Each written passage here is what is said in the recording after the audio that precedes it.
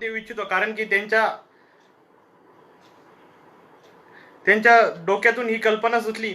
आणि खरं तर लॉकडाऊनचा कालावधी कसा पास करावा किंवा लॉकडाऊनमध्ये काय करावं आणि जे आपल्या जीवनासाठी अधिक महत्त्वाचं ठरू शकतं किंवा जे आपल्याला जगण्यासाठी अधिक महत्त्वाचं ठरू शकतं आणि असा कोणता तरी उपक्रम आपल्या हातून होत आहे. त्यामुळे आपलं खरं तर धन्यवाद आकाश दादा आमटे, आपलं सर्वप्रथम मी आभार मानू इच्छितो. एक विषयाला हात घालण्या अगोदर मी विषयाचं सर्वप्रथम हे करतो की आज मी जो विषय मांडत आहे तो आहे शिवचरित्र आणि आजची परिस्थिती. खरं तर शिवचरित्रातून आपण काय शिकावं आणि आजची परिस्थिती आपण कशी हाताळावी. आणि आजची परिस्थिती म्हणजे काय तर फक्त कोरोना नाही, तर कोरोना फक्त थोड्या दिवसांसाठीचा पाहुणा आहे. पण आजची परिस्थिती आपण जर लक्षात घेतली तर ती अनेक गोष्टी आहेत ज्या आपल्याला अडचणींना तोंड द्यावा लागत आहे. त्यामध्ये भ्रष्टाचार असेल, महिलांची असुरक्षितता असेल, दारिद्र्यता असेल, आर्थिक विषमता असेल आणि अशा अनेक गोष्टी असतील की ज्या कोरोनाच्या आधी होत्या, कोरोनाच्या नंतरही असणार आहेत. परंतु आपल्याला त्या गोष्टींना तोंड देण्याची ताकद जर कुठून मिळत असेल तर ती शिवचरित्रातून मिळते, हे मी नक्की सांगू शकतो. मित्रांनो, काही पण लक्षात घ्या, शिवचरित्र हे आपल्याला जगण्यासाठी फार महत्त्वाचं ठरत असतं. स्वराज्याचे संकल्पक छत्रपती शहाजीराजे भोसले, माँसाहेब जिजाऊ ज्यांनी छत्रपती शिवाजी महाराजांना घडवलं, बापाच्या स्वप्नासाठी स्वतःच्या आयुष्याचं रणांगण करणारे छत्रपती संभाजी महाराज, किंबहुना धर्मवीर छत्रपती संभाजी महाराज, या सर्वांना वंदन करून मी आपणासमोर विषय मांडत आहे शिवचरित्र आणि आजची परिस्थिती. मित्रांनो, आजची परिस्थिती म्हटल्यावरती आपल्यासमोर फक्त एकच गोष्ट लक्षात येते, ती म्हणजे कोरोना. तर कोरोना थोड्या दिवसांसाठीचा पाहुणा आहे. आपल्या परिस्थितीसमोर, आपल्या नजरेसमोर, आपल्या ध्येयासमोर अनेक गोष्टी आडव्या येत असतात. त्यामधली पहिली गोष्ट भ्रष्टाचार आहे, त्यामधली दुसरी गोष्ट महिलांचंही असुरक्षित आहे, त्यामधली तिसरी गोष्ट आर्थिक विषमता आहे, पाण्याचे प्रादुर्भाव आहे आणि अशा अनेक गोष्टी, वातावरण बिघडत चाललंय, खराब होत चाललंय, अशा अनेक गोष्टी आहेत. परंतु आपण त्या गोष्टींवर मात करून जगण्याचा अर्थ किंवा जगण्याची पद्धत कशी असावी हे जर कोणी सांगत असेल तर छत्रपती चरित्र, छत्रपती संभाजी महाराजांचं चरित्र आणि या सर्व महापुरुषांचं चरित्र आपल्याला सांगत असतं. छत्रपती शिवाजी महाराजांना महात्मा फुले कुळवाडी भूषण म्हणतात, शेतकऱ्याचा राजा म्हणतात. महात्मा फुले पोवाडा गातो कुळवाडी भूषणांचा. हे 1000 लीळांचरित 1000 कडवे असलेला पोवाडा महात्मा फुले आज म्हणत आहे ते छत्रपती शिवाजी महाराजांवरती. ते त्यांना शेतकऱ्याचा राजा म्हणतात.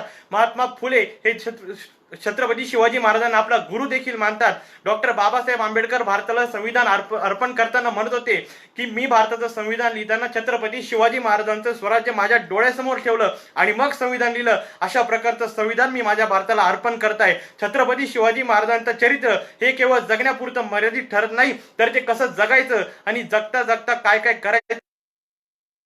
छत्रपती शिवाजी महाराजांना प्रथम मी मानाचा मुजरा करतो आणि आपणासमोर माझ्या विषय मांडण्यासाठी सुरुवात करतो. मित्रांनो, छत्रपती शिवाजी महाराजांच्या जन्माच्या आधीची पार्श्वभूमी आपल्याला थोडक्यात सांगतो. छत्रपती शिवाजी महाराजांची आई जिजाबाई आणि शहाजीराजे भोसले यांचा विवाह तर झाला, परंतु लखुजीराव जाधव की ज्या जिजाबाईचे वडील होते त्या जाधव आणि भोसले घराण्याची परंपरागत वैर होता. आणि अशा काळामध्ये लखुजीराव जाधव शहाजीराजे भोसल्यांच्या मागे लागले होते, भोसल्यांच्या सैन्याच्या मागे लागले होते. आणि अशा काळामध्ये शहाजीराजे भोसल्यांचं सैन्य जिजाऊंच्या समवेत सह्याद्रीच्या कड्या कपाराने फिरत होते. छत्रपती शिवाजी महाराज त्यावेळेस जिजाऊंच्या पोटामध्ये होते. जिजाऊ पोटुशा होत्या. आणि अशा काळामध्ये एवढ्या पोटातल्या पोराला घेऊन इकडे तिकडे फिरणं, तेही स्वतःच्या बापामुळं, हे कोणत्या आईच्या दुर्दैवात असू शकतं. परंतु मला एक गोष्ट तुम्हाला सांगायची आहे, छत्रपती शिवाजी महाराज याला गोष्टीचा कधी विसर पडलेला नाही. ज्या वेळेस छत्रपती शिवाजी महाराज जिजाऊंच्या पोटामध्ये असताना शहाजी राजे आणि जिजाऊ इकडे तिकडे फिरत होत्या, त्यावेळी शिवनेरीच्या पायथ्याशी असलेले जुन्नर या गावी छत्रपती शहाजीराजे आणि जिजाऊ माता येऊन थांबल्या. विश्वासराव मोहितेच्या घरी असलेले त्यावेळेचे एक सरदार छत्रपती शहाजीराजांच्या दिमतीस तयार होते. विश्वासराव मोहितेंच्या घरी छत्रपती शहाजीराजे आणि जिजाऊ गेल्या. त्यावेळी छत्रपती शहाजीराजांनी म्हणाले की माझे सासरे म्हणजे लखुजीराव जाधव, जिजाऊंचे वडील, आज माझ्या मागे लागलेत, माझ्या जीवावरती उठलेत, तर माझं एक काम करा की फक्त जिजाऊंना आपल्या घरी ठेवा. त्यावरती विश्वासराव मोहिते म्हणाले, बस करा अहो, आमचा जन्म तुमच्यासाठी, आमचा मृत्यू सुद्धा तुमच्यासाठी असू द्या, यासारखी दुसरी गोष्ट माझ्यासाठी महत्वाची नाही. अहो, पोटच्या पुरीप्रमाणे मी जिजाऊला जपेल. आणि अशा काळामध्ये जिजाऊ या विश्वासराव मोहित्यांच्या घरी राहिल्या आणि छत्रपती शहाजीराजे, छोट्या छत्रपती संभाजीराजे जे की छत्रपती शिवाजी राजांचे मोठे भाऊ होते, त्यांच्या समवेत बेंगलोरला गेल्या. याच काळामध्ये छत्रपती शहाजी राजांचे दुश्मन आपण ज्यांना म्हणत होतो लखुजीराव जाधव, हे त्या गावाला वेढा घालून पडले. जुन्नरच्या सर्व गावाला वेढा पडला असं विश्वासराव मोहित्यांना समजलं. त्यावेळेस विश्वासराव मोहिते दारात जाऊन उभे राहिले. त्यावेळेस दारात बघता तर लखुजीराव जाधव हे तलवार घेऊन उभे होते. त्यावेळेस लखुजीराव जाधवने नारा सोडला, कुठे आहे तो भोसल्याचा वारसदार, कुठे आहे? त्यावेळेस विश्वासराव मोहिते म्हणाले, अहो ते तर बंगळूरला गेले. त्यावेळेस लखुजीराव जाधवांच्या तोंडातून शब्द पडले, अहो त्यांना कापल्याशिवाय माझी तलवार सळसळायची नाही. भोसल्याचे आमचे जरी जावई असले तरी भोसले आणि जाधवचे हे परंपरागत वैर आहे. आणि हे ऐकून जिजाऊ मात्र आतल्या आत तळतळाट होत्या. जिजाऊ म्हणाल्या, पप्पा, जिजाऊ म्हणाल्या की या काळामध्ये अशा प्रकारची गोष्ट आमच्या हातून होऊ नये, म्हणून तर तुम्हाला सांगत आहो की जिजाऊ आणि लखुजीराव जाधव यांचं बाप लेकीचं नातं कसं असतं. आबासाहेब तुम्ही आत तर या. त्यावेळी जिजाऊंना बघून लखुजीराव जाधवांच्या डोळ्यामध्ये पाणी, डोळे डबडबले. आणि अशा काळाची अशी दृश्य समोर बघून विश्वासराव मोहिते जिजाऊ त्यांना म्हणत होत्या, आबा मी पोटूची आहे, माझं सौभाग्य उजाळून तुम्हाला काय मिळणार? त्यावर लखुजीराव जाधव म्हणाले की माफ करा, पण मी भोसले आणि जाधवांचं वैर थांबवू शकत नाही, कारण मी जाधव कुळामध्ये जन्मलेलो आहे. माझ्या लेकीच्या सौभाग्यासाठी मी माझ्या पूर्वजांचं बलिदान वाया जावं असं करू शकत नाही. त्यावेळेस मात्र जिजाऊ आणि लखुजीराव जाधव यांचं दृश्य डोळ्यात साठवण्यासारखं होतं. आणि म्हणूनच तर म्हणावंच वाटतं की बाप लेकीचे नातं असावं तर असं असावं. पूर्वजांचं बलिदान वाया गेलं. त्यावेळी लखुजीराव जाधव जिजाऊंना म्हणाल्या, माफ कर पोरी, कारण मी तुझं समजू शकलो नाही. तू पोटुशी असताना मी तुझ्या सौभाग्यावरती उठलो होतो. यावेळी जिजाऊंनी त्यांच्याकडे आशा व्यक्त केली. त्यावेळेस छत्रपती शहाजीराजे बंगळूरला होते. जिजाऊ त्यांच्या वडिलांना म्हणाला, बाबा मला माफ करा, पण मी सांगते मला जुन्नरच्या किल्ल्यावरती म्हणजे आपल्या शिवनेरी गडावरती घेऊन चला, म्हणजे मला तिथे थोडा गार वारा लागेल. गडाचा गार वारा आणि या मुलावरती उत्तम संस्कार करता येतील. जिजाऊंचे वडील तात्काळ हो म्हणाले आणि घेऊन गेले जुन्नरच्या गडावरती. त्यावेळेस जुन्नरचा गड म्हणजे शिवनेरी गड म्हणून ओळखला जात होता. पालखी तयार झाली. पालखीमध्ये जिजाऊ बसल्या. पालखीच्या एका बाजूला हात ठेवून लखुजीराव जाधव बसले, दुसऱ्या बाजूला हात ठेवून विश्वासराव मोहिते चालू लागले. परंतु अशा चालता चालता गडाचा अवघड वाटा त्यांना जड वाटत होत्या. त्यावेळेस पालखीच्या अनेक गोष्टी आडव्या येत होत्या, परंतु ती पालखी सुखरूपपणे वरती नेण्याचं काम जर कोणी केलं तर त्या भोईंनी केलं. आणि अशा परिस्थितीमध्ये छत्रपती शिवाजी महाराजांच्या जन्माचा आधीचा काळ होता. इतकी प्रतिकूल परिस्थिती होती आणि अशा प्रतिकूल परिस्थितीमध्ये खून देखील झाला. त्यावेळी जिजाऊ पोटुशी होत्या आणि अशा काळामध्ये हे दुःख पचून अशा पोराला जन्म द्यायचा म्हणजे कठीण कार्यक्रम होता. आणि अशा वेळेस छत्रपती शिवाजी महाराज जन्माला आले.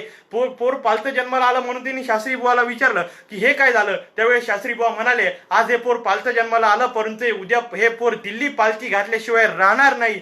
हे शास्त्री बुवांचं वाक्य त्या काळामध्ये जिजाऊंच्या काळजात धस्य करून गेलं. खरंच हे जर पोर आणि दिल्ली पालखी घातली तर आपल्यासारखं सौभाग्यवान या जगामध्ये कोणी नसेल, कारण आपल्यासारख्या आईला असा पुत्ररत्न प्राप्त झाला.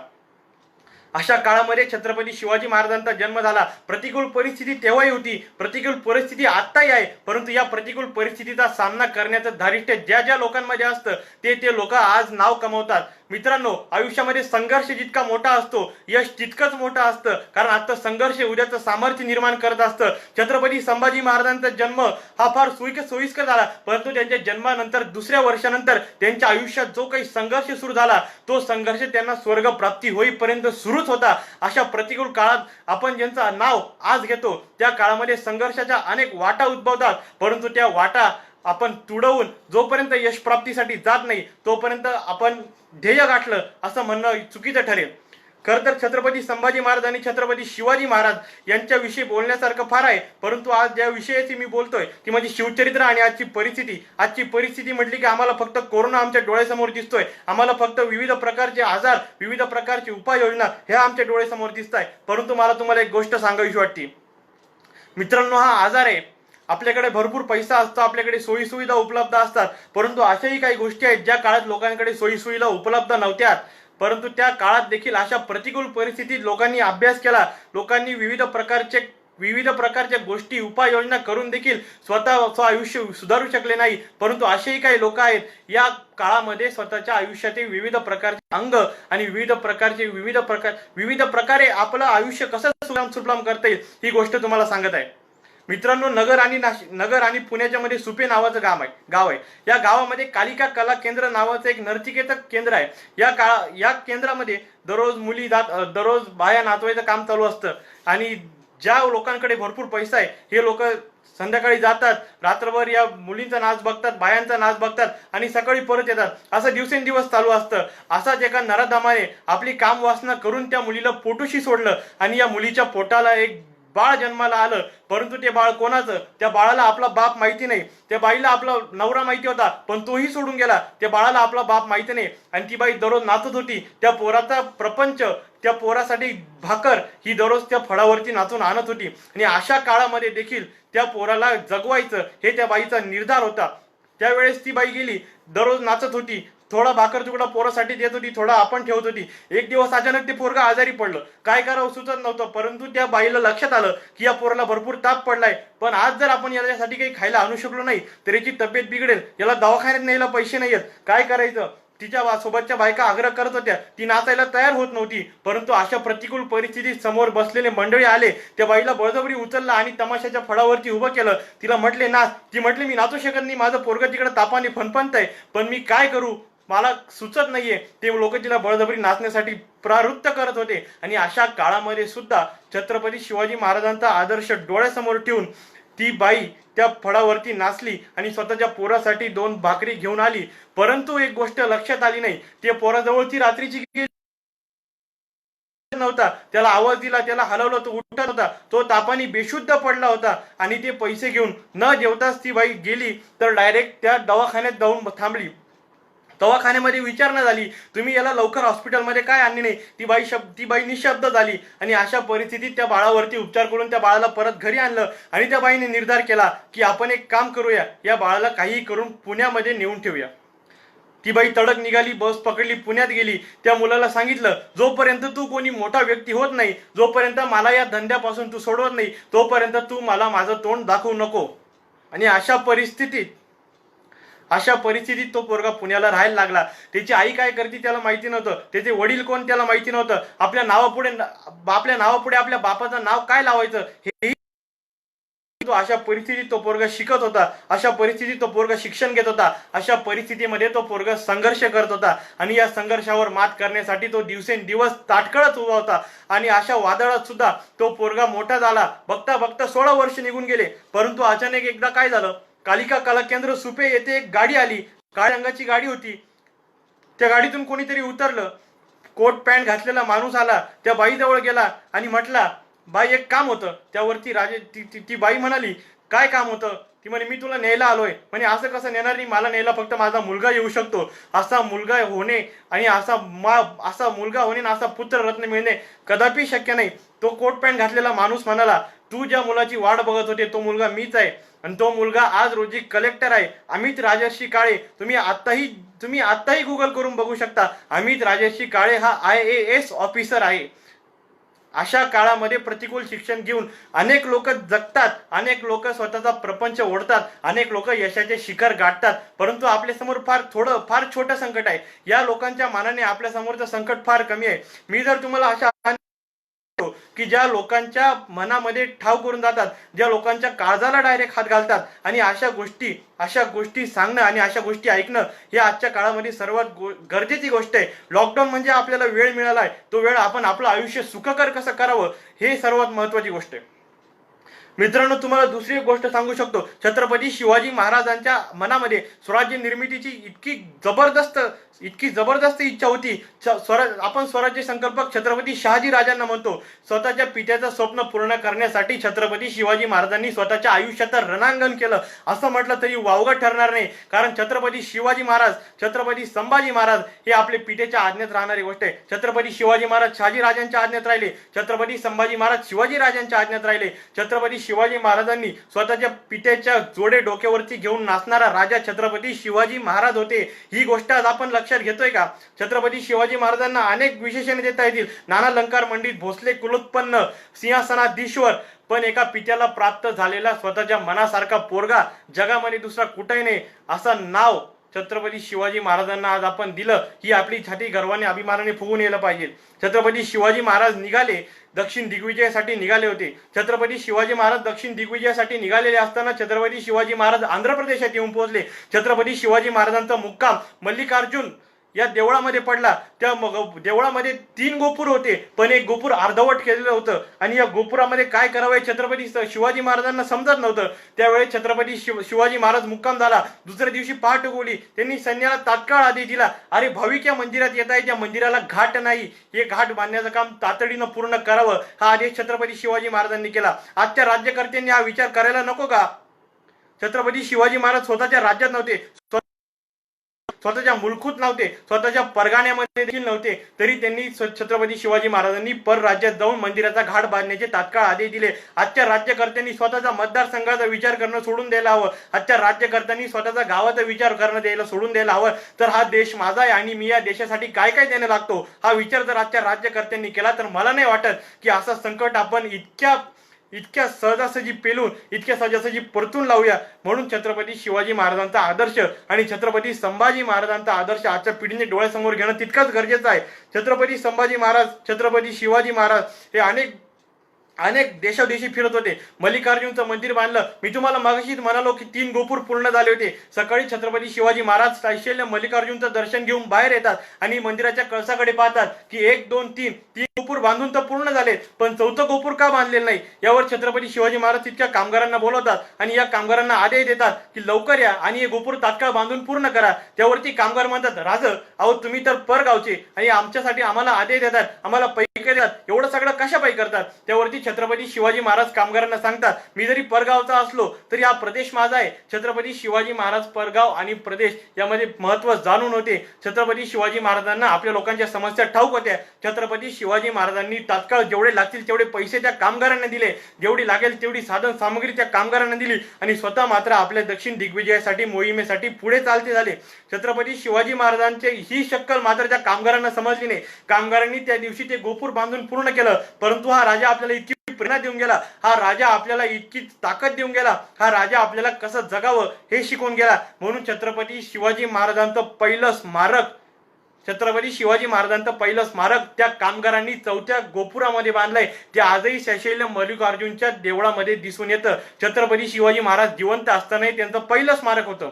पुढे जाऊन छत्रपती शिवाजी महाराज कुतुबशाह वगैरे जिंकून परत आले. परत येताना सावित्रीबाई देसाई या बेलवाडीच्या ठाणं होतं आणि या बेलवाडीच्या ठाण्याला जिंकण्याचा छत्रपती शिवाजी महाराजांचा मानस होता. त्यावेळेस छत्रपती शिवाजी महाराजांना समजले की कोण होतं. या बेलवाडीची ठाणेदार एक स्त्री होती, सावित्रीबाई देसाई. आणि छत्रपती शिवाजी महाराज चालत चालत चालत चालत दादाजी त्यांचे एक सेनापती होते. त्या दादाजींना म्हणाले की दादाजी जावा आणि पटकन तात्काळ जिंकून हे ठाणं आपल्या स्वराज्यात घ्या, जेणेकरून आपल्याला दक्षिणाच्या प्रदेशावर लक्ष ठेवण्यासाठी छत्रपती शिवाजी महाराजांना ते ठाणं कामात आलं असतं. पण छत्रपती शिवाजी महाराजांना माहिती नव्हतं की त्या ठाण्याची एक स्त्री आहे की जी ठाणेदार आहे. छत्रपती शिवाजी महाराजांचे सरदार दादाजी गेले आणि पहिल्यांदा हल्ला केला, परंतु त्या स्त्रीने त्या दादाजीचा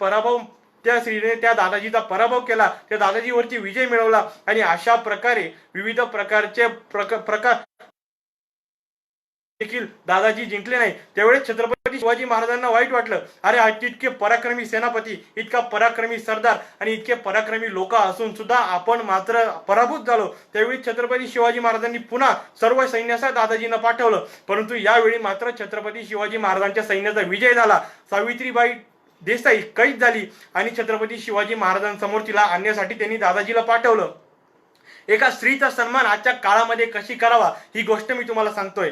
छत्रपती शिवाजी महाराजांना काय करावं, छत्रपती शिवाजी महाराजांना का मानावं, छत्रपती शिवाजी महाराज आपल्या आदर्शस्थानी का असावे ही गोष्ट मी तुम्हाला सांगतोय.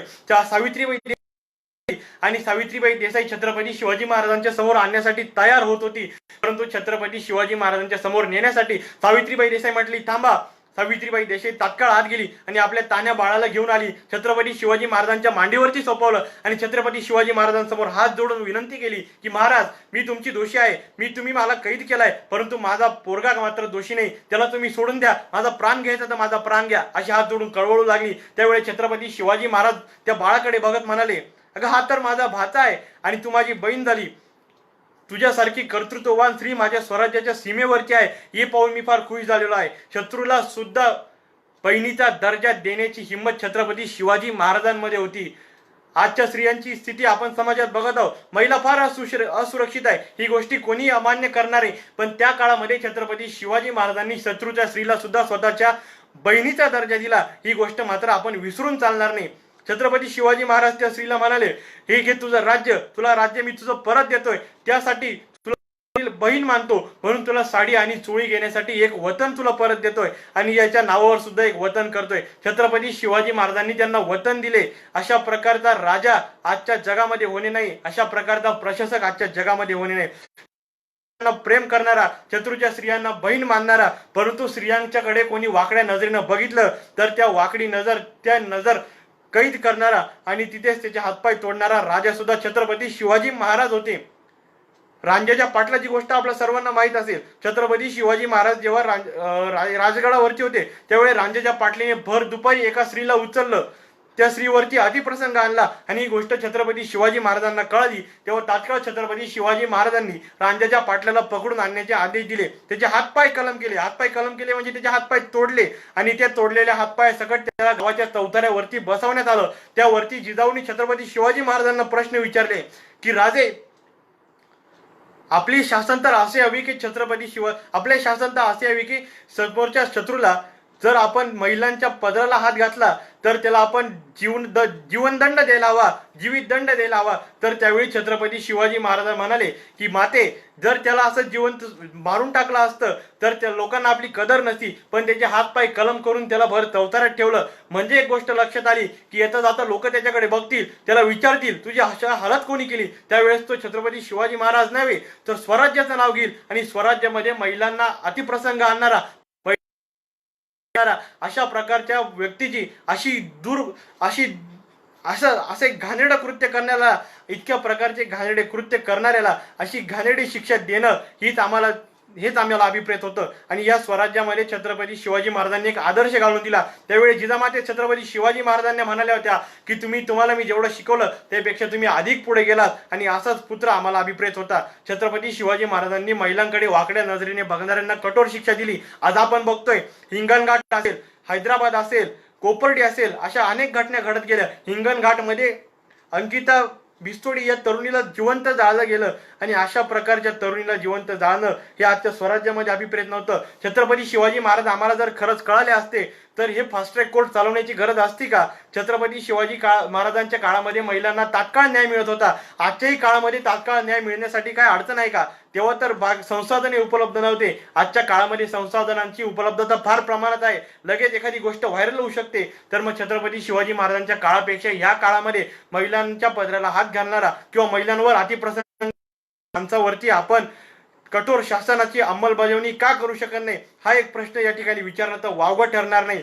याही पुढे जाऊन सांगावंच वाटतं की छत्रपती शिवाजी महाराजांनी कठोर शासनाबरोबरच वतन देण्याची पद्धत बंद करून वेतन देण्याची पद्धत सुरू केली. म्हणजे या काळामध्ये जी उपासमार होत आहे, या काळामध्ये ज्या दारिद्र्यता आहे, या काळामध्ये आर्थिक विषमता आहे आणि अशा अनेक प्रकारच्या विषमता या छत्रपती शिवाजी महाराजांच्या काळामध्ये नव्हत्या. कारण त्यावेळी सैन्याला वेतन देण्याचं काम छत्रपती शिवाजी महाराजांनी सुरू केलं होतं. म्हणून शिवचरित्र आणि आजची आर्थिक परिस्थिती, शिवचरित्र आणि आजची दारिद्र्यता, शिवचरित्र आणि आजची आर्थिक विषमता, अशा अनेक गोष्टी आहेत ज्या की आपण तुलनात्मक अभ्यास करू शकतो. आणि या तुलनात्मक अभ्यास करून छत्रपती शिवाजी महाराजांच्या चरित्रातून, छत्रपती संभाजी महाराजांच्या चरित्रातून व्यक्तींशी कसं वागावं, व्यक्तींना कशा प्रकारे ओळखावं आणि अशा अनेक गोष्टी करू शकतो. मायक्रो प्लॅनिंग म्हणजे सूक्ष्म नियोजन ज्याला म्हणतो ते छत्रपती शिवाजी महाराजांच्या चरित्रातून तंतोतंत दिसून येतं. म्हणजे बघा, छत्रपती शिवाजी महाराजांच्या पत्नी 5 सप्टेंबर 1659 ला मृत्युमुखी पडल्या. सईबाई त्यांचं नाव. म्हणजे छत्रपती संभाजी महाराजांच्या जन्मानंतर 2 वर्षांनी सईबाई मृत्युमुखी पडल्या आणि 17 सप्टेंबरला छत्रपती शिवाजी महाराज अफजल खानाचा वध करण्यासाठी प्रतापगडावरती रवाना झाले. 17 सप्टेंबर 1659 ते 10 नोव्हेंबर 1659 असे तब्बल 53 दिवस छत्रपती शिवाजी महाराजांनी प्रतापगडावरती लॉकडाऊन पाळला होता. लॉकडाऊन पाळणं म्हणजे या काळात कोणती फार मोठी, आपण तर फक्त 40 दिवस लॉकडाऊन पाळत होतो. छत्रपती शिवाजी महाराजांनी प्रतापगडावरती 53 दिवस, आग्र्याच्या भेटीमध्ये औरंगजेबाच्या छावणी, तेव्हा तरी ते दुसऱ्या देशात होते, औरंगजेबाच्या छावणीमध्ये 99 दिवस आणि पन्हाळा वेढ्यामध्ये तब्बल 132 दिवस छत्रपती शिवाजी महाराजांनी लॉकडाऊन पाळला होता. आणि त्यावेळेस छत्रपती शिवाजी महाराजांच्या व्यवस्थापनाचं कौशल्य इतकं प्रगल्भ होतं की छत्रपती शिवाजी महाराजांच्या प्रत्येक गडावरती 3 ते 4 महिने पुरेल इतकी रसद, इतकी शिबंदी होती. आणि ही सर्वात मोठी गोष्ट आज मी तुम्हाला सांगू इच्छितो. जर आपण आयुष्यभर कमवून या 40 दिवसांमध्ये खायला काय म्हणून घराच्या बाहेर पडत असू, तर 40 दिवसांमध्ये घराच्या बाहेर पडून आयुष्यभर काही कमवून घेणार नाही आहोत. म्हणून 40 दिवसांसाठी कृपया घरात बसा आणि छत्रपती शिवाजी महाराज, छत्रपती संभाजी महाराज, इतर अनेक महापुरुष आहेत, त्यांचे चरित्र आपल्याला जीवनामध्ये किती महत्त्वाचे ठरतात, त्यांचे चरित्र आपल्या जीवनामध्ये किती मार्गदर्शक ठरतात, हे जर बघायचं असेल तर त्यांचे चरित्र एकदा हाताळून बघा. छत्रपती संभाजी महाराज प्रतापगडावरती गेले 17 सप्टेंबर 1659 रोजी. प्रतापगडाच्या पायथ्याशी म्हणजे अफजल खान पुण्यामध्ये आला होता, गावाचे गाव उद्ध्वस्त करत होता, महिला आया बहिणींची आबरू लुटत होता, देवळाची धिंडवडे काढत होता. आणि अशा काळामध्ये अफजल खानाला रोखण्यासाठी छत्रपती शिवाजी महाराजांनी बळाचा वापर केला नाही तर युक्तीचा वापर केला, त्याला पत्रव्यवहार केला. अफजल खानाची कथा तर तुम्हाला सर्वांना माहितीच आहे, परंतु यामध्ये सूक्ष्म नियोजन काय असतं आणि ते आपण आपल्या जीवनामध्ये अंमलबजावणी कशी करू शकतो, त्या सूक्ष्म नियोजनाची अंमलबजावणी आज छत्रपती शिवाजी महाराजांकडून शिकण्यास मिळाली म्हणजे फार महत्वाची गोष्ट आहे.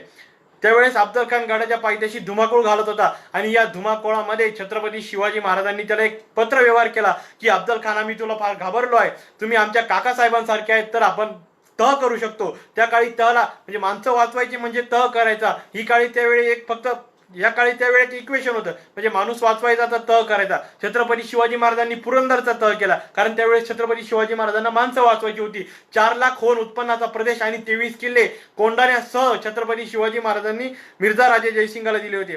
अशा प्रकारचा तह मी तुमच्यासोबत करू इच्छितो, असा छत्रपती शिवाजी महाराजांनी वकिलामार्फत अफजल खानाला कळवलं. अफजल खान खुश झाला आणि भेटीचा दिवस ठरला 10 नोव्हेंबर 1659 दुपारी 2 वाजता छत्रपती शिवाजी महाराज आणि छत्रपती शिवाजी महाराजांनी अफजल खान यांची भेट होणार होती.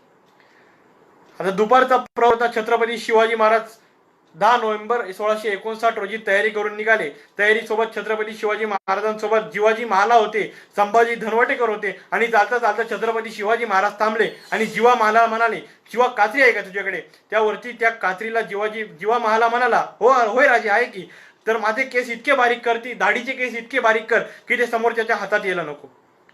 आता आपल्या सर्वांना माहिती की दाढीची केस ओढल्यावर झालेली वेदना सर्वात जास्त असते आणि छत्रपती शिवाजी महाराजांनी तेच सांगितलं की माझ्या दाढीची केस इतके बारीक कर की ते समोरच्या अफजल खानाच्या हातात यायला नको. आणि छत्रपती शिवाजी महाराजांना सांगितल्याप्रमाणे जीवा मालाने छत्रपती शिवाजी महाराजांच्या दाढीची केस इतके बारीक केले की ते कोणाच्याही हातात सहजासहजी आले नसते आणि त्या हातात आल्याने वेदना झाली नसती. तर त्यावेळी छत्रपती शिवाजी महाराज, जीवा माला, संभाजी धनवटेकर, छत्रपती शिवाजी महाराजांचा एक वकील आणि 10 अंगरक्षक इतक्या सर्व जणांची टोळी औरंगजेब खान खाली उभा होता. छत्रपती शिवाजी महाराजांना आलिंगन देण्यासाठी तयार झाला. खानाने हात पसरवले पण छत्रपती शिवाजी महाराज पुढे गेले. सूक्ष्म नियोजन काय असतं हे बघा. छत्रपती शिवाजी महाराज अफजल खानाच्या शामियान्यात जाण्याच्या आधी संभाजी धनवटेकरला म्हणाले, जर खान माझ्या तावडीतून वाचून बाहेर आला तर खानाचं मस्तक कलम करण्याचा हक्क तुला. म्हणजे खान इकडे तिकडे पळता कामा नये. आज आपण गडावरती परत जायचं तर अफजल खानाचं वध करूनच जायचं, ही कुणगाट छत्रपती शिवाजी महाराजांनी आपल्या मनाशी पक्की बांधली होती. खान जर माझ्या तावडीतून सुटून तुझ्याकडे आला तर संभाजी धनवटेकर या माणसाकडे जबाबदारी होती की खानाचं मस्तक कलम करण्याची. छत्रपती शिवाजी महाराजांनी जीवा मालाला सांगून ठेवलं होतं, जीवा एक गोष्ट लक्षात घे, अफजल खानाच्या हुकमीत असणारा सय्यद बंडा नावाचा दांडपट्टा चालवणारा हा अतिशय हातबाजी आहे आणि या दंडपट्ट्यावरती लक्ष ठेवायचं काम तुझं नाही. तू माझ्याकडे बघायचं नाही, तू अफजल खानाकडे बघायचं नाही, तू जर बघायचं तर फक्त सय्यद बंडा याच्याकडे बघायचं. आणि अशा प्रकारे सूक्ष्म नियोजन करून छत्रपती शिवाजी महाराज अफजल खानाच्या शामियान्यात गेले आणि या शामियान्यामध्ये घुसल्यावरती अफजल खानाने हात पुढे केले. छत्रपती शिवाजी महाराज अफजल खानाच्या मिठीत गेले, परंतु दगाफटका झाला आणि अफजल खानाने छत्रपती शिवाजी महाराजांवरती कट्टेरीचा वार केला. अंगात चिलखत होतं म्हणून काही झालं नाही. त्याच वेळी छत्रपती शिवाजी महाराजांनी आपली वाघनखं काढली आणि अफजल खानाचा कोतरा बाहेर काढला. खान जोरात ओरडला. छत्रपती शिवाजी महाराजांना दगाफटका झाला नाही, परंतु अफजल खान जोरात ओरडला. अफजल खानाच्या पोटामध्ये बिचवा गेला आणि अशा प्रकारे छत्रपती शिवाजी महाराजांनी अफजल खानाचा वध करण्याचा प्रयत्न यशस्वी केला. खानाची आरोळी ऐकून सय्यद बंडा नावाचा अफजल खानाचा शिपाई दांडपट्टा घेऊन छत्रपती शिवाजी महाराजांवरती गेला, परंतु छत्रपती शिवाजी महाराजांनी सांगितल्याप्रमाणे जीवा माला सय्यद बंडाकडे नजर रोखून होता आणि अशा या नजरेमध्ये छत्रपती शिवाजी महाराज वाचले. होता जीवा म्हणून वाचले शिवा ही म्हण त्या काळी प्रसिद्ध झाली.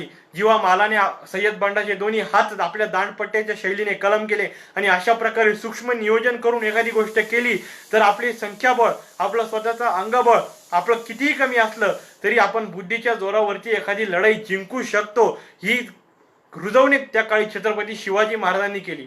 आणि अशा अनेक प्रकारच्या रुजवणुका छत्रपती शिवाजी महाराजांच्या चरित्रामध्ये दिसून येतात. आग्रा भेटीच्या वेळी छत्रपती शिवाजी महाराजांना मी तुम्हाला मगाशी म्हटल्याप्रमाणे 99 दिवसाचा लॉकडाऊन पाळावा लागला होता. तिथं जबरदस्ती कैद होती 99 दिवस, आणि 99 दिवस झाल्याच्या नंतर सुद्धा आपण जगू की नाही ही हमी त्या काळी नव्हती. छत्रपती महाराजांनी औरंगजेबाच्या छावणीमध्ये एक महत्वाची गोष्ट केली असेल तर ती काय, तर राजकारणाचे धडे छत्रपती संभाजी महाराजांना दिले. लहान पोरग छत्रपती संभाजी महाराज होतं, परंतु छत्रपती संभाजी महाराजांना इत्यादी अनेक प्रकारचे राजकारणाचे विविध अंग समजून सांगणे, एखाद्या मुलाशी मैत्री करणे, औरंगजेबाचा मुलगा अकबर याच्याशी मैत्री करण्याचं संधी त्या काळी छत्रपती शिवाजी महाराजांनी संभाजी राजांनी दिली.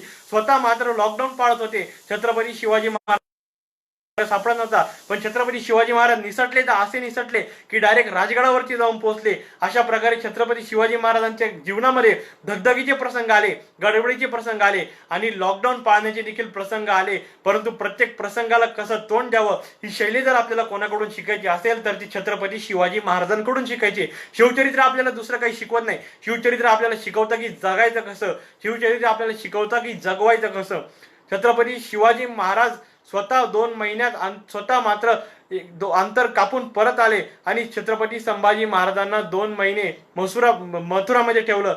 परप्रांतामध्ये आपलं पोरग सोडून येण्याचं धारिष्ट्य अन्य कोणत्याही पित्याला झालं नसतं, परंतु छत्रपती संभाजी महाराजांनी हे धारिष्ट्य स्वतःवरती पेललं आणि आपल्या पित्याला पुढं केलं. छत्रपती संभाजी महाराजांना आपला जीव वाचणार, आपला बाप आपला जीव वाचवणार हे माहिती होतं. आणि आजच्या प्रत्येक काळामध्ये प्रत्येक पोरांनी हीच गोष्ट लक्षात घेणे गरजेचं आहे की कोरोनाच्या काळामध्ये आपला बाप म्हणजे आपलं सरकार, आपलं राज्य सरकार, आपलं केंद्र सरकार आपला जीव वाचवण्याचा प्रयत्न करतंय. छत्रपती संभाजी महाराज मथुरामध्ये ठेवलं, मथुरामधून ते दुसरीकडे कुठे गेले का? नाही. छत्रपती संभाजी महाराज मथुरामधून कुठे आले नाही. छत्रपती शिवाजी महाराजांचा निरोप आला तेव्हा मथुरेमधून छत्रपती संभाजी महाराज ज्या कोणी कोणी ठेवले होते त्यांच्या समवेत राजगडाकडे प्रयाण झाले, परंतु तोपर्यंत छत्रपती संभाजी महाराज मथुरेहून कुठेही हल्ले नाही. छत्रपती शिवाजी महाराज राजगडावरती पोहोचले आणि आदेश पाठवला की छत्रपती संभाजी महाराजांना परत घेऊन या. आणि अशा काळामध्ये छत्रपती संभाजी महाराज सुखरूप परत आले राजगडावरती. म्हणजे स्वतःही शिवाजी महाराज जगले आणि छत्रपती संभाजी महाराजांना जगवलं. जगायचं आणि जगवायचं कसं या गोष्टी जर आपल्याला दिसत असतील तर छत्रपती संभाजी महाराजांच्या, छत्रपती शिवाजी महाराजांच्या चरित्रातून दिसत आहे. अशा अनेक गोष्टी आहेत जे आपल्याला शिवचरित्र शिकवतं. छत्रपती शिवाजी महाराजांनी स्वराज्य निर्माण करायची संघर्ष, आता संघर्ष या गोष्टीवर मी थोडं बोलतो. एखाद्या माणसाचा संघर्ष जितका मोठा असतो तितका त्याचा यश मोठं असतं. एखाद्या माणसाचा संघर्ष जितका जास्त असतो त्याला जगण्याची उत्कट इच्छा जितकी जास्त असते तितक्या जास्त प्रमाणात छत्रपती शिवाजी महाराजांचं चरित्र आपल्याला बळ देत असतं. एका पावसातून पडणाऱ्या पाण्याची इच्छा चातकाला ज्याप्रमाणे असते त्याप्रमाणे जर आपण जगण्याची किंवा यशाची इच्छा ठेवली तर आपलं यश हे नक्कीच होतं. या गोष्ट सांगू इच्छितो. स्वीडन नावाचा देश आहे आणि या स्वीडन नावाच्या देशातील एक घटना आहे. त्या काळामध्ये एक छोटासा बालक आहे, त्याला कॅन्सर झाला होता आणि या कॅन्सरचं निदान करण्यासाठी डॉक्टरांकडे ते कुटुंब गेलं. कुटुंब फार गरीब होतं, त्यांच्याकडे कॅन्सरचं निदान करण्यासाठी पैसे नव्हते, परंतु इकडून तिकडून पैसा कमवून या मुलाचं कॅन्सरचं निदान करू असं सांगण्यात आलं होतं. त्यावेळीस ते मुलगा, त्याची आई आणि त्याचे वडील डॉक्टरांकडे गेले. डॉक्टरांनी त्याची तपासणी केली आणि डॉक्टर मात्र म्हणाले की याचा कॅन्सर हा शेवटच्या स्टेजला गेलेला आहे. हा मुलगा वाचणं फार कठीण आहे. याला वाचवण्यासाठी कोणत्याही प्रकारच्या गोळ्या, कोणत्याही प्रकारचे औषधं, कोणत्याही प्रकारचं काहीच उपयोगात येणार नाही. याला उपयोगात एकच गोष्ट येऊ शकते आणि ती गोष्ट म्हणजे याला जगवण्यासाठी याची स्वतःची इच्छाशक्ती, जगण्याची इच्छाशक्ती. त्यावर असं म्हणून डॉक्टरांनी त्यांना काढून दिलं, परंतु त्या त्यांचा मुलगा जिवंत राहण्यासाठी काही करण्याची तयारी होती. त्यावेळेस त्यांनी सर्व जग बाजूला ठेवलं, स्वतःचं शहर, स्वतःचं काम सगळं बाजूला ठेवलं आणि स्वतः मात्र लांब माळरानात जाऊन राहिले. आणि त्या माळरानावरती सुंदर गवत होतं, महाराणावरती फुलझाडं होती, महाराणावरती तळं होतं, महाराणावरती रात्रीचं निरभ्र आकाश दिसायचं, महाराणावरती चांद्र ताऱ्यांनी भरलेलं आकाश दिसायचं. आणि अशा काळामध्ये त्या मुलाला प्रत्येक गोष्ट निसर्गाची जाणव लागली, कारण निसर्ग जी गोष्ट निर्माण करतो त्या गोष्टीचा मोह कोणालाही आवडत नाही. आणि अशा प्रकारे छत्रपती शिवाजी महाराजांचा आदर्श, छत्रपती संभाजी महाराजांचा चरित्र आदर्श मी तुम्हाला कसा लावायचा, कसा वापरायचा, जगण्याची इच्छाशक्ती कशी असावी हे सांगतो. त्या मुलाला निरभ्र आकाश इतकं आवडलं, त्या मुलाला ते महाराण इतकं आवडलं, त्या मुलाला रात्रीचे दिसणारे चंद्र तारे इतके आवडले, त्या मुलाला इतक्या विविध प्रकारच्या गोष्टी, ते फुलं फळं, ती रात्रीचा गार येणारा वारा, ही सर्व गोष्टी आवडल्या. आणि त्या मुलाला स्वतःच्या जगण्यामध्ये उत्कट इच्छाशक्ती निर्माण झाली. ते आई आणि वडील त्याला पदोपदी सांगत होते, अरे इतका सुंदर निसर्ग तू इतक्या लवकर सोडून जाणार तर कसं होणार, इतका सुंदर निसर्ग तू इतक्या लवकर सोडून जाणार तर कसं होणार. आणि त्या मुलामध्ये जगण्याची इतकी इच्छाशक्ती प्रकट व्हायला लागली. हळूहळू तो मुलगा जगण्याच्या इच्छाशक्तीकडे जाऊ लागला आणि त्याच्या अंतरात्मा त्याला सांगू लागला, तुला जगायचंय, तुला या नैसर्गिक गोष्टींचा आस्वाद घ्यायचा आहे. इथं तर फार थोड्या आहे, जगामध्ये अशा अनेक गोष्टी असतील की ज्यांचा तू आस्वाद घेऊ शकत नाही. आणि सुदैवानं जी ट्रीटमेंट डॉक्टर करू शकत नव्हते, जी ट्रीटमेंट कोणीही करू शकत नव्हतं, ती ट्रीटमेंट एका निसर्गाने केली. आणि निसर्गाची किमया बघा, त्या मुलाचा कॅन्सर हळूहळू कमी व्हायला लागला आणि तो त्या कॅन्सर मधून बरा झाला, पूर्णपणे बरा झाला. आणि अशा प्रकारे जगण्याची इच्छाशक्ती इतकी असावी की तो कोणत्याही गोष्टीवरती मात कर. आता शेवटच्या स्टेजचा कॅन्सर म्हणजे जगण्याची शक्यता फारच कमी असते. आणि अशा प्रकारे सुद्धा छत्रपती शिवाजी महाराजांनी स्वराज्य निर्माण करायचं, ही संघर्ष, ही इच्छाशक्ती रायरेश्वराच्या देवालयात जाऊन घेतलेली शपथ स्वतः पूर्ण केली. आणि अशा प्रकारे छत्रपती शिवाजी महाराजांना स्वराज्य पूर्ण केलं देखील. शिवाजी महाराजांच्या चरित्राचं अजून एक उदाहरण सांगतो. इथं जवळच धुळे नावाचा जिल्हा आहे, धुळेमध्ये साक्री नावाचा तालुका आहे आणि साक्री तालुक्यामध्ये सामुडा नावाचं गाव आहे. त्या सामुड्यामध्ये एक आदिवासी कुटुंब आहे आणि त्या आदिवासी कुटुंबामध्ये एक आई वडील आणि तो मुलगा राहत होते.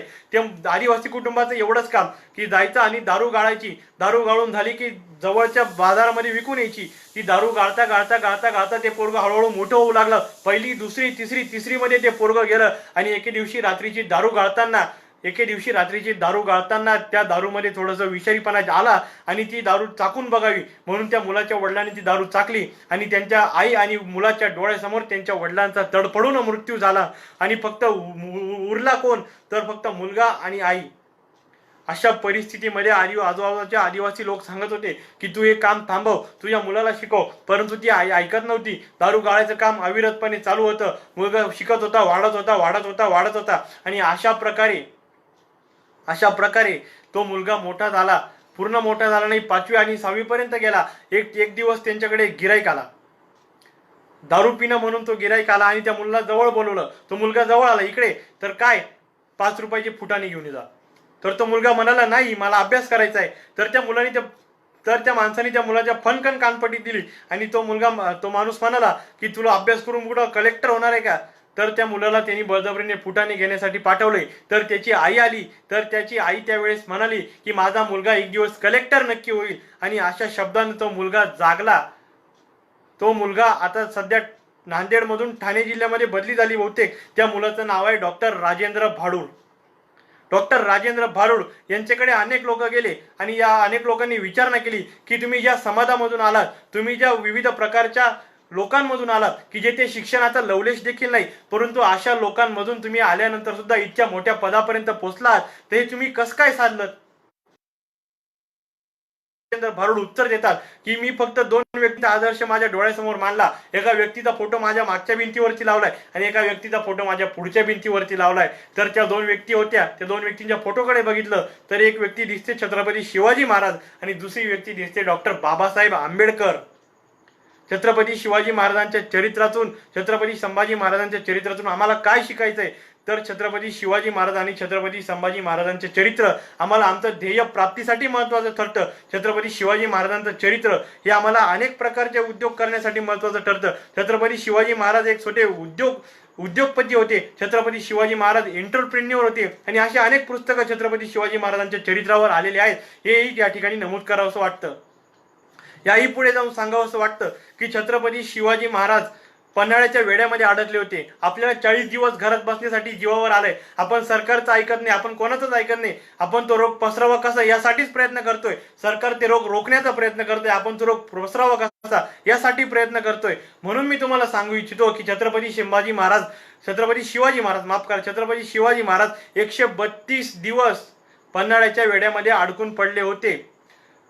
2 मार्च 1660 या दिवशी पन्हाळ्याला सिद्धी जोहरचा वेढा पडला. तो वेढा इतका प्रचंड मोठा होता की छत्रपती शिवाजी महाराजांना वाटलं की आता पावसाळ्याची सुरुवात होईल आणि या पावसाळ्यामधून हा वेढा शिथिल होईल आणि या वेड्यामधून आपण तात्काळ बाहेर पडू. परंतु तसं झालं नाही. पावसाळा वाढू लागला, तसा वेढा अधिकाधिक घट्ट होऊ लागला. छत्रपती शिवाजी महाराजांना त्या वेड्यातून बाहेर पडणं शक्य होत नव्हतं. अहो, छत्रपती शिवाजी महाराज काय बारीक मुंगीला सुद्धा वेड्यातून बाहेर पडणं शक्य होत नव्हतं. आणि अशा काळामध्ये छत्रपती शिवाजी महाराजांनी तब्बल 132 दिवस म्हणजे 2 मार्च 1660 ते 12 जुलै 1660 पन्हाळ्यावरती घातले. आणि अशा प्रकारे छत्रपती शिवाजी महाराजांनी लॉकडाऊन पाळला.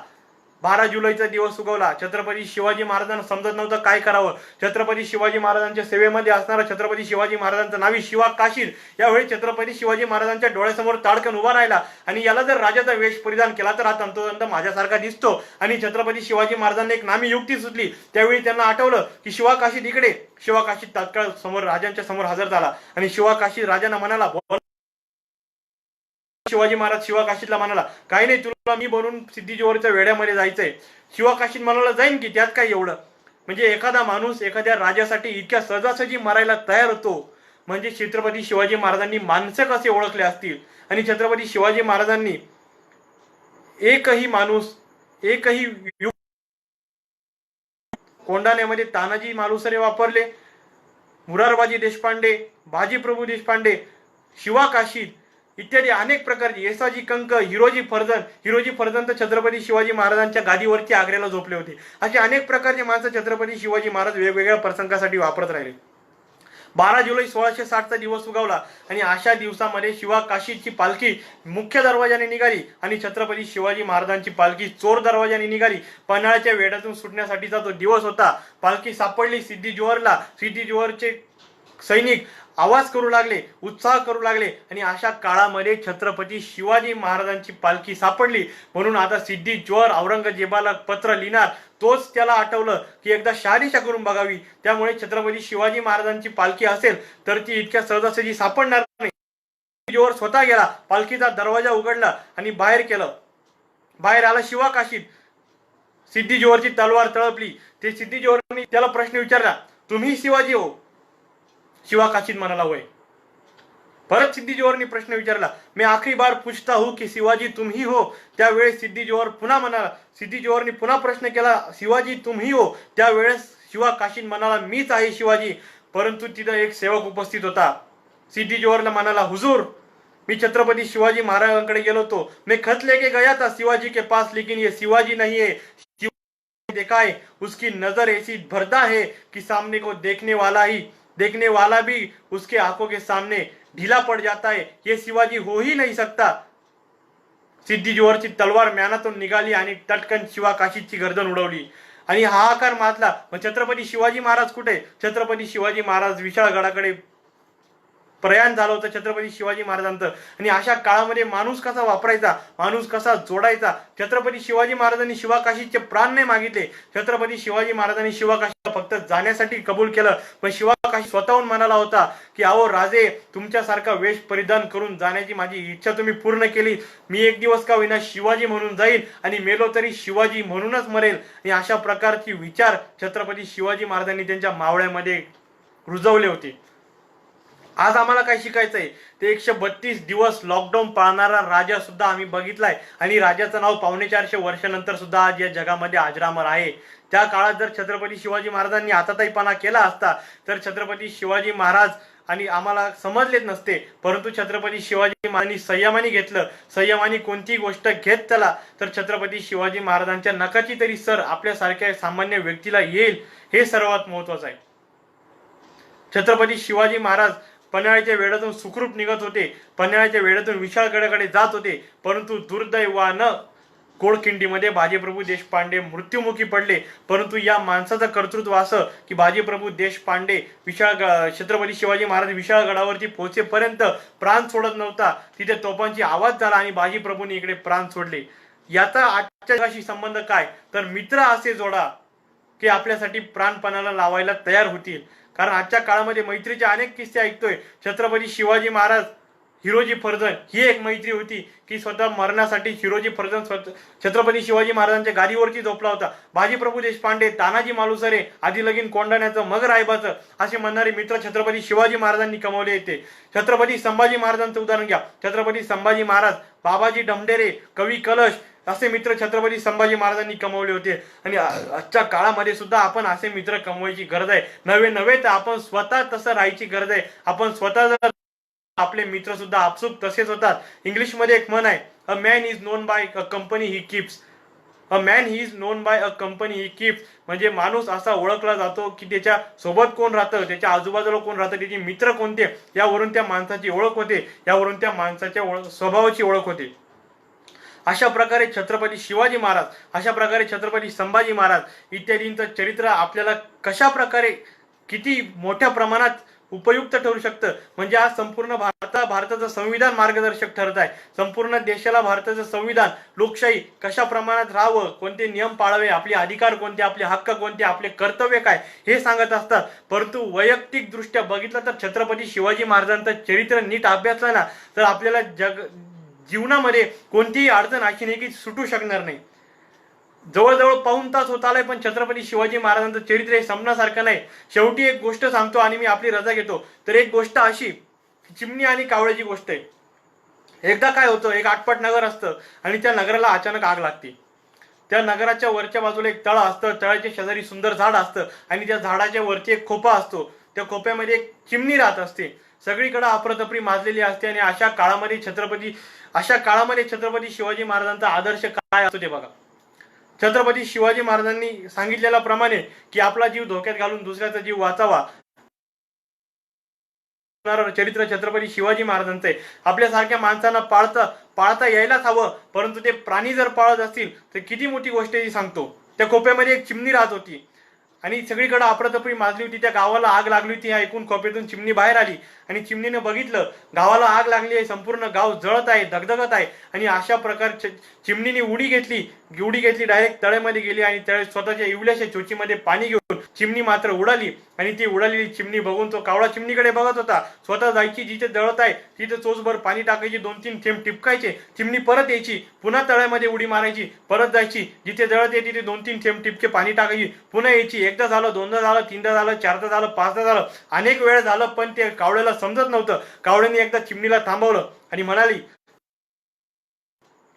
मी तुला केव्हापासून बघतोय, तू स्वतःच्या इवल्याच्या चोचीमध्ये पाणी घेते, परत जाती त्या गावावरती टाकते. तुझ्या इवल्याच्या चोचीतून होणार तरी काय? तुझी चोच इवली त्याच्यात पाणी बसतं केवढं आणि तरी तू इतक्या चक्रा मारतेस, त्याच्याने थोडी तरी आग विझेल का? तर त्यावेळी ती चिमणी उत्तर देते की कावळे दादा, जेव्हा कधी या घटनेचा इतिहास लिहिला जाईल तेव्हा माझं नाव मात्र आग लावणाऱ्यांमध्ये नाही तर आग विझवणाऱ्यांमध्ये घेतलं जाईल. अशा प्रकारे स्वतःचं नाव आग विझवणाऱ्यांमध्ये लावण्यासाठी एक प्राणी असलेली चिमणी सुद्धा झटते. तर आजचं कोरोना नावाचा महाभयंकर संकट आपल्या समोर उभा आहे आणि हे संकट परतवून लावण्यासाठी आपण कोरोना विषाणूचा प्रादुर्भाव करावा म्हणून इकडे तिकडे फिरणं योग्य नव्हे. तर कोरोना विषाणू हा संपावा, तात्काळ त्याचा प्रादुर्भाव थांबावा, हा विषाणू अजून पसरू नये, देश या संकटातून तात्काळ मुक्त व्हावा. इतर देशांची हालत आपण बघत आहोत. America, Spain, Italy, Germany, France इतके मोठे अद्ययावत तंत्रज्ञान असलेले देश सुद्धा कोरोनापुढे हतबल झाले. आपण त्या मानाने फार संज्ञ आहात, त्या मानाने आपण फार मागासलेले आहोत तंत्रज्ञानाच्या बाबतीत. परंतु अशा स्थितीत आपण कोरोनावर हळूहळू मात करत आहोत आणि आपण एक ठिकाणी नक्की यशस्वी करू. आणि छत्रपती शिवाजी महाराजांनी सांगितल्याप्रमाणे जगा आणि जगवा हे इक्वेशन तंतोतंत लावून प्रत्येक माणूस हा स्वतःबरोबर स्वतःच्या कुटुंबाची, स्वतःच्या गावाची, स्वतःच्या शहराची, स्वतःच्या जिल्ह्याची, राज्याची आणि देशाची, नंतर संपूर्ण जगाची काळजी करेल. आपण म्हणतोय की हिमालयाच्या मदतीला सह्याद्री कायम धावून जात असतो. माझा महाराष्ट्र असंच आहे. शेवटी जाता जाता तुम्हाला फक्त एक कविता ऐकवतो आणि आपली रजा घेतो. वरून रांगडा कणखर काळा ओबड धोबड मातीचा, वरून रांगडा कणकर काळा ओबडधोबड मातीचा, महाराष्ट्र हा असे आमुचा माणुसकीच्या जातीचा. संतांची ही पवित्र भूमी आणि त्यांचीच तोरई वाणी, येथेच जमल्या जिजाऊ आणि लक्ष्मीबाई राणी. संतांच्या या पवित्र भूमीस करतो आहे वंदन, शिवरायांच्या आठवणीने धडधडतात हे स्पंदन. पवित्र भूमीस करतो आहे वंदन, शिवरायांच्या आठवणी आमचे स्पंदन धडधडतात ते छत्रपती शिवाजी महाराजांच्या आठवणीने. म्हणून आपण लक्षात घ्या की छत्रपती शिवाजी महाराज आणि छत्रपती संभाजी महाराज आम्हाला आज तागायत उपयोगी पडत आहेत. या कवितेची पुढची ओळ असे आहे की परंतु तुकडे पाडू पाहतात काही दुष्ट, म्हणजे माझ्या महाराष्ट्र राज्याचे तुकडे अनेक लोक पाडू पाहत आहेत. ते तुकडे धर्माच्या नावाखाली असतील, ते तुकडे विषमतेच्या नावाखाली असतील, जातीयवादाच्या नावाखाली असतील. छत्रपती शिवाजी महाराजांच्या सैन्य दलामध्ये अनेक मुसलमान होते. छत्रपती शिवाजी महाराजांच्या आरमाराचा प्रमुख हा दौलत खान दर्या सारंग होता. छत्रपती शिवाजी महाराज काझी हैदर यांना गुरुस्थानी होते. छत्रपती शिवाजी महाराजांच्या सैन्यामध्ये अनेक मुसलमान होते आणि या मुसलमान छत्रपती शिवाजी महाराजांनी ताकीद देऊन ठेवली होती की कुराण जर सैन्यामध्ये सापडलं तर ती तात्काळ मुस्लिम सैनिकाच्या हवाली करावं, परंतु त्याचा योग्य तो आदर राखला जायला हवा, कोणत्याही मशिदीला हात लावता कामा नये. आज धर्माच्या नावाखाली काही धर्मांध लोक अनेक प्रकारच्या विषमता देशामध्ये फैलावत आहेत, वेगवेगळ्या प्रकारचे विष जगात फैलावत आहेत. परंतु हे धर्म हे सर्व बाजूला ठेवून आपण राष्ट्रधर्म सर्वात जास्त महत्वाचा मानला पाहिजे. माणसाचा जात माणुसकीची आणि धर्म मानवतेचा हवा, अशा प्रकारची वर्तणूक जर आपल्या सर्वांची असेल तर नक्कीच आपण सर्वजण या कोरोना नावाच्या महाभयंकर विषयावर मात करू. आता सरते शेवटी शिवचरित्राविषयी जर कोणाचे प्रश्न असतील तर ते कृपया विचारावे आणि आपली मी रजा घेतो. धन्यवाद. कोणाचे जर काही प्रश्न असतील शिवचरित्राविषयी, संभाजी महाराजांच्या चरित्राविषयी तर कृपया विचारावे.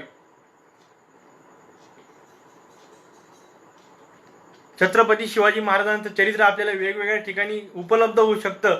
रणजित देसाईंनी लिहिलेलं श्रीमान योगी नावाचं छत्रपती शिवाजी महाराजांचं चरित्र आहे. बाबासाहेब पुरंदरेंचं आहे. शिवाजी सावंत यांचं छत्रपती संभाजी महाराजांचं चरित्र आहे. वेगवेगळ्या प्रकारचं छत्रपती शिवाजी महाराज आणि छत्रपती संभाजी महाराजांचं चरित्र आपल्याला बाजारामध्ये उपलब्ध आहे. ते फक्त वाचनाची संस्कृती जपावी म्हणून छत्रपती शिवाजी महाराजांचं चरित्र वाचू नका, तर आपल्याला जगण्याला एक योग्य दिशा मिळावी. जगता जगता आपण सर्वांनी दुसऱ्याला कसं जगवावं, दुसऱ्याचा उद्धार कसा करावा आणि स्वतःचं आयुष्य कसं प्राणपणाला लावून या देशासाठी, आपल्या प्रदेशासाठी, आपल्या राज्यासाठी जगवावं. म्हणून मी तुम्हाला एक विनंती करतो की छत्रपती शिवाजी महाराज, छत्रपती संभाजी महाराज, महात्मा फुले, डॉक्टर बाबासाहेब आंबेडकर हे सर्व लोक आपल्या जगण्याची दिशा एक दीपस्तंभासारखे आहेत. महात्मा फुले छत्रपती शिवाजी महाराजांना गुरु मानत, आंबेडकर महात्मा फुलेंना गुरु मानत होते आणि संविधानाच्या निर्मितीवेळेस डॉक्टर बाबासाहेब आंबेडकर म्हणाले होते, मी ते आधी म्हणालो की संविधान निर्मिती करताना मी छत्रपती शिवाजी महाराजांचं स्वराज्य डोळ्यासमोर ठेवलं. आणि अशा प्रकारे छत्रपती शिवाजी महाराजांना मानाचा मुजरा करून आपले जर काही प्रश्न शिवचरित्राविषयी असतील, आपले जर काही प्रश्न शंभूचरित्राविषयी असतील, अथवा महात्मा फुले, डॉक्टर बाबासाहेब आंबेडकर कोणत्याही महापुरुषाविषयी काही जाणून घेण्याची इच्छा असेल तर कृपया आपण खाली कमेंट करून कळवावा, नाहीतर मी आपली रजा घेतो.